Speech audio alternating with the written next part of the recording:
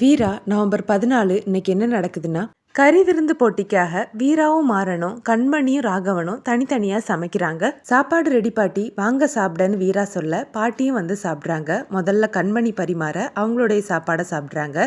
நீ சமைச்சதையும் வை வீரான்னு வள்ளி சொல்றாங்க. வீரா அவங்க சமைச்சதை எடுத்து வைக்கும் போதே பாட்டி வீராவை பார்த்து சிரிக்கிறாங்க. அப்புறமா அதை சாப்பிட்டுட்டு கண்மணியுடைய சமையல் தான் நல்லா இருக்குது, அதனால அவ தான் ஜெயிச்சான்னு பாட்டி சொல்ல ஏதோ தப்பா இருக்குதே, நான் இருந்தும் வீரா தோத்துட்டாளான்னு மாறன் மனசுக்குள்ள நினைக்கிறாரு. இங்க பாருமா வீரா, இந்த போட்டியில வேணா நீ தோத்துருக்கலாம், ஆனா வாழ்க்கையில எல்லா இடத்துலயும் நீ தான் ஜெயிப்பன்னு பாட்டி சொல்றாங்க.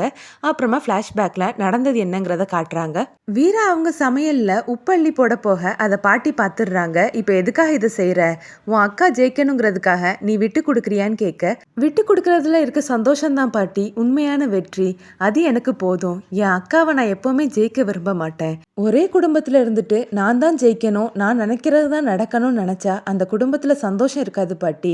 விட்டு கொடுக்கக்கூடியவளா நான் இருந்துட்டு போறேன், ஜெயிக்கக்கூடியவளா என் அக்கா இருந்துட்டு போகட்டும்னு வீரா சொல்ல இதை கேட்டு பாட்டி பிரமிச்சு போய் சந்தோஷப்படுறாங்க. அடுத்த சீன்ல பாட்டியோடைய பையனும் மருமகளும் வீட்டுக்கு வராங்க. பெரியம்மா அங்கதான் இருக்காங்கன்னு உங்களுக்கு எப்படின்னா தெரியும்னு ராமச்சந்திரன் கேட்க, நான் தான் போன் போட்டு சொன்னேன் ராமச்சந்திரான்னு பாட்டி சொல்றாங்க.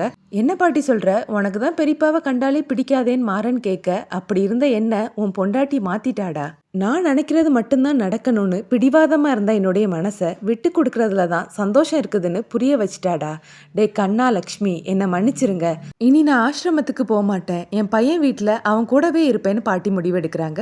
பாட்டி வீராவையும் மாறனையும் தனியா கூட்டிட்டு போய் இந்த போட்டியில ஜெயிச்சது நீதான் வீரான்னு சொல்லி அவங்க கையில ஒரு தங்க காசை கொடுக்குறாங்க. நீயும் மாறனும் இன்னும் சேர்ந்து வாழலன்னு எனக்கு நல்லாவே தெரியும், சீக்கிரமா உங்களுடைய வாழ்க்கையை ஆரம்பிச்சு எனக்கு ஒரு கொள்ளு பேரனையோ பேத்தியோ பெத்து கொடுங்கன்னு சொல்லிட்டு பாட்டி கிளம்புறாங்க. இதோட ப்ரோமோ முடியுது.